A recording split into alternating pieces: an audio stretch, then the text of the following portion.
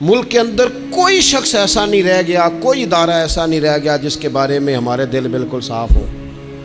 اس لیے کہ ہم نے مزاج اس طرح کا بنا لیا ہے، ہم نے اینک اس طرح کی لگا لی ہے، لہجے اس طرح کے بنا لیے۔ حضور سید عالم علیہ السلام نے ایک دن فرمایا تھا، مجھے کسی صحابی کے بارے میں کوئی بات نہ پہنچانا، کسی کی غلطی آ کے ڈائریکٹ مجھے نہ بتانا، میرے سامنے کچھ بھی ایسا نہ کرنا۔ یا رسول اللہ کیوں؟ فرمایا میں چاہتا ہوں میرے دل میں سب کے لیے گنجائش ہے تو گنجائش ہی رہے، لوگوں کو خوش گمان رہنے ہی نہیں دیا جاتا، اچھی سوچیں پیدا کرنے کے موقع ہی نہیں دیے جاتے، وہی بدگمانیاں ہیں، وہی ماحول کے اندر شدت ہے، وہی انداز ہمارا اس طرح کا ہے، اور وہی کچھ ہم کر رہے ہیں، اور سارے ہیں کہ ایک ہی لاٹھی کے ساتھ ہانکے جا رہے ہیں۔ خدا را چیزوں کو دیکھیں اور غور کریں کہ ہم نبی پاک صاحب الاولاق سید عالم صلی اللہ تعالی علیہ وسلم کے ماننے والے ہیں۔ پھر ایک اور بات، حضور کی رحمت چونکہ کامل ہے تو حضور علیہ السلام کا ایک طریقہ ہے، دنیا میں دو طرح سے لوگ اپنا آپ ثابت کرتے ہیں۔ ایک پورے ماحول میں لوگ اندھیرا کرنا چاہتے ہیں تاکہ میں صحیح طرح چمک جاؤں، وہ پھر بتاتے ہیں کہ اس وقت دنیا میں کوئی آدمی بھی میرے سوا ٹھیک نہیں ہے، کسی کا بھی تذکرہ ان کے سامنے کیا جائے تو ایک دو چار کمزوریاں اس کی وہ بتا دیتے ہیں، کیونکہ وہ فل اندھیرا کرنا چاہتے ہیں، اور سمجھتے یہ ہیں کہ جب میں اندھیرا کروں گا تو پھر میں زیادہ چمک جاؤں گا، اس لیے باقاعدہ منصوبہ بندی کی جاتی ہے اور باقاعدہ لوگ بٹھائے جاتے ہیں اور کردار کشی کرنا ایک پورا ماحول بنا دیا گیا، اور کوئی بھی شخص اس سے مبرہ نہیں، وہ دینی تعارف رکھتا ہو یا دنیاوی تعارف رکھتا ہو، سیاسی سماجی معاشرے میں کوئی مقام رکھتا ہو یا سیاسی قد کاٹ سے اس کا تعارف ہو، کردار کشی عام بنا دی گئی اور اس پر لوگ خوش ہوتے ہیں۔ میرے بھائیوں، نبی کریم نے بھی اپنا اثبات کیا ہے، لیکن رسول پاک کا طریقہ یہ نہیں ہے کہ کسی دوسرے کی نفی کر کے ہی اپنا اثبات ہوتا ہے۔ قرآن تو نبی پاک پہ نازل ہوا ہے نا، حضور قرآن لے کے آئے ہیں، پر اس قرآن میں تو حضرت موسیٰ کی تعریفیں بھی ہیں، حضرت عیسیٰ کے تذکرے بھی ہیں، جناب عیسیٰ کے معجزات بھی ہیں، اس میں تو حضرت نوح کا ذکر بھی ہے، اس میں تو حضرت آدم کا ذکر بھی ہے، اس میں تو حضرت یوسف علیہ السلام کے حسن و جمال اور کمال کے تذکرے، اس میں تو جناب لقمان حکیم کی حکمت اور دانائی کی بات ہے، اس میں تو حضرت خضر کا تذکرہ ہے۔ اس قرآن مجید کے اندر تو اولیاء اللہ کی شان ہے، اس میں تو ماں باپ کی فضیلت ہے، اس میں تو پڑوسیوں کی بات ہے، اس قرآن مجید نے تو غریب کی بات کی، یتیم کی بات کی، بیوہ کی بات کی۔ تو رسول کریم نے بتایا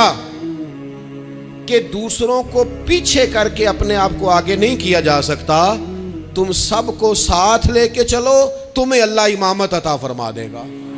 حضور نے تعارف کرایا اپنی امت کو سارے نبیوں کا، رسولوں کا، حضور نے ان کے تذکرے کیے، احادیث میں ان کے تذکرے ہوئے،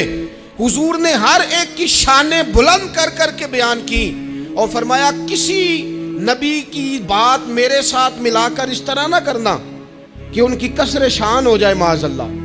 میرا اور اس کا تقابل اس طرح نہ کرنا کہ وہاں کسر شان۔ وہ کسی نے میرے اعلیٰ حضرت کے سامنے کہا تھا نا، شان یوسف جو دبی وہ بھی اسی در پہ دبی، تو اعلیٰ حضرت کہنے لگے حضور تو کسی کو دبانے آئی نہیں، یہ تو کیا بات کر رہا ہے، تو کہہ شان یوسف جو بڑی وہ بھی اسی در سے بڑی، یہ کہہ کہ نبی پاک تو عزتیں دینے آئے، ہر ایک کی قسمت میں حضور نے عزت لکھی۔ کہا باپ راضی ہو گیا تو رب راضی ہو گیا، فرمایا ماں کے قدموں کے نیچے جنت، بہنوں کی بیٹیوں کی پرورش جو کر کے آئے گا میرے ساتھ جڑ کے انگلیوں کی طرح جنت میں جائے گا۔ فرمایا تم میں سب سے بہتر وہ جو اپنے گھر والوں کے لیے، اپنی بیوی کے لیے بہتر، میں تم سب سے زیادہ اپنے گھر والوں کے لیے بہتر۔ فرمایا پڑوسی سے حسن سلوک کرنے والوں یاد رکھنا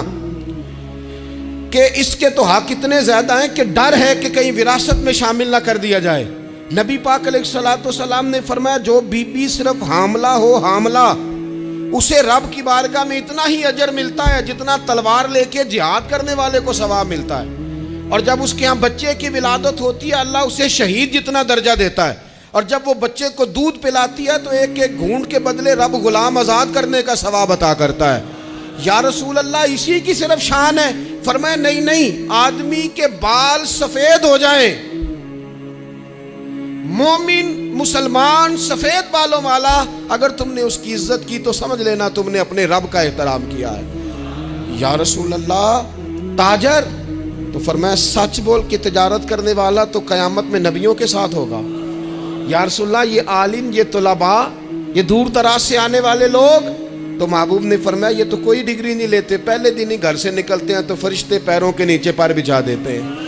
یا رسول اللہ وہ مزدور دیکھا، مزدور سڑکوں پہ بیٹھا،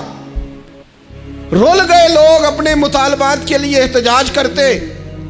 وہ کسان دیکھے دنیا سو رہی ہے اور ٹھنڈ میں جا کے فصلوں کو پانی دے رہے۔ وہ ہم نے مزدور دیکھے جن کے ہاتھوں پہ چھالے پڑ گئے۔ لوگوں کی انہوں نے بلڈنگیں کئی منزلہ بنا دی، پر اپنے چھت سے پانی ٹپکتا روک نہ سکا۔ حضور یہ جو لوگ ہیں ان کی کیا شان ہے؟ تو حد کر دی میرے کریم نے، فرمایا محنت کر کے روزی کمانے والا تو اللہ کا دوست ہے،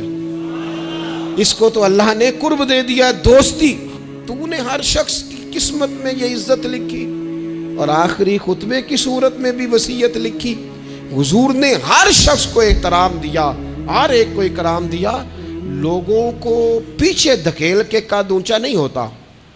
بلکہ شمع سے جتنی مرضی شمع جل جائیں اس کی اپنی روشنی میں کبھی کمی نہیں آیا کرتی، بلکہ حد ہو گئی۔ ایک دن نبی پاک علیہ السلام نے حضرت جبریل امین سے پوچھ لیا، فرمایا جبریل سب کو میری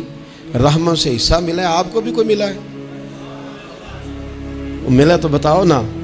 تو حضرت جبریل عرض کرنے لگے حضور بالکل ملا ہے۔ کہا کس طرح؟ عرض کی یا رسول اللہ جب سے ابلیس کا انجام دیکھا تھا نا، ڈر آتا تھا خدا جانے خاتمہ کس طرح کا ہو، لیکن جب آپ آئے، قرآن آیا اور قرآن میں حضرت جبریل کا ذکر آیا تو فرماتے ہیں میں سمجھ گیا اب اللہ نے کرم کر دیا ہے، اب طے کر دیا ہے کہ جبریل امین علیہ السلام کے جو اعزازات ہیں وہ ہمیشہ اعزاز ہی رہیں گے۔ نبی پاک کی رحمت سے ہر شخص کو حصہ ملا، حتیٰ کہ کفار کو، مشرکین کو، منافقین کو۔ رسول پاک علیہ السلام ہر ایک کے لیے رحمت بن کے تشریف لائے، یہاں تک کہ جانور بھی حضور کے پاس آتے تھے تو اپنے دکھ سنا جاتے تھے۔ حضور تو ان کو بھی تھپکیاں دیتے، تسلیاں دیتے۔ حضرت انس بن مالک کہتے ہیں لوگوں مجھے وہ دن بھولتا ہی نہیں جس دن نبی پاک مکے سے ہجرت کر کے مدینے آئے تھے۔ لوگ گلیوں میں، چھتوں پہ حضور کی اونٹنی کے گرد یا رسول اللہ یا محمدہ کی صدائیں ہم نے اپنے کانوں سے سنی۔ ایک بڑی شان رکھنے والا قبیلہ بنو نجار، اس کی بچیاں کونے میں دف لے کے بیٹھ گئیں، کہنے لگی یہ نہ سمجھنا کہ ہم کوئی عام ہے، ہم بہت بڑے خاندان کی بیٹیاں ہیں، لیکن آج یہاں اس لیے بیٹھی ہیں کہ دیکھو تو صحیح ہمارے پاس آیا کون ہے۔ وہ ننھی بچیاں جو بیٹھ کر وہاں دف بجاتی تھیں، وہ رسول پاک کی جانب اشارے کر کے گاتی تھیں اور کہتی تھی ہم ہیں بچیاں نجار کے عالی گھرانے کی، ہمیں خوشی ہے آمنہ کے لال کے تشریف لانے کی، خوشی ہے آمنہ کے لال کے، بس رہے گا یوں ہی ان کا چرچا